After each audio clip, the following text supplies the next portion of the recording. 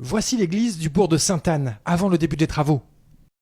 Depuis 2019, la collectivité entreprend une vaste rénovation de l'édifice, très détérioré par le temps. Le bâtiment vieux de près d'un siècle, construit par l'architecte Aliture, ne correspond plus aux normes actuelles. Selon certains experts, le clocher démantelé aujourd'hui menaçait même de s'effondrer à tout moment. Une catastrophe inenvisageable pour Christian Baptiste, le maire de la commune. Le clocher de l'église menaçait ruine, il était quasiment en ruine. Donc il était obligatoire d'effectuer ces travaux. Il suffisait qu'il y ait un séisme pour que ce clocher puisse tomber, et même sans séisme, et c'est pourquoi justement on avait enlevé les cloches pour éviter qu'il y ait des vibrations et que le clocher de l'église puisse effectivement se désagréger.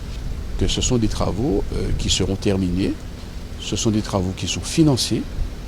Le montant c'est 659 000 € avec des fonds de l'État, DETR, dotation des équipements des territoires ruraux, de la direction des affaires culturelles, de la région, du département et aussi des fonds propres de la commune. Restaurer l'église et surtout son clocher pour garantir la sécurité du public, tout en conservant l'originalité architecturale et historique de l'édifice. Pour réussir ce pari, l'architecte en charge de cette reconstruction va devoir faire preuve d'ingéniosité sur une base très abîmée. Vous voyez un peu ce que je disais, vous avez une poutre et vous voyez que les aciers qui sont censés être noyés dans le béton étaient apparents, tout était déjà cassé. Et donc il suffit que ces tiges d'acier se dégradent un petit peu plus, et bien il n'y a plus de tenue. En fait c'est une structure métallique, c'est une structure assemblée qui sera posée directement sur le sol et qui va, on va dire, combler le puits qui sera laissé par le vide qu'on aura créé.